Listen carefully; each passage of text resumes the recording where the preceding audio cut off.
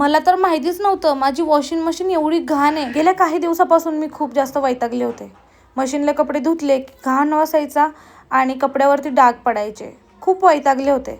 नंतर समजलं की हा मशीनचा प्रॉब्लेम नाही आहे, मशीनमध्ये जी घाण जमा होते हा त्याचा सगळा प्रॉब्लेम आहे आणि त्यामुळे कपड्यावरती त्याचा परिणाम होतो आहे. मग काय ठरवलं की काही झालं तरी मशीन साफ करायची. पण ती कशी करायची? हाताने तर मशीन साफ करणं शक्य नाही आहे. म्हणूनच मी क्लीन्समोचं वॉशिंग मशीन क्लीनर मागवलं. एका पॅकेटमध्ये 3 पॅक असतात, म्हणून 3 महिने काय मशीन साफ करायचं टेन्शनच नाही आणि यूज करायला सुद्धा एकदम सोपं. पहिलं तर मी गरम पाण्याचा लॉंगेस्ट सायकल चालू केला आणि त्यामध्ये क्लीन्समोची 1 पॅकेट पुडी टाकली आणि मशीन चालू केली.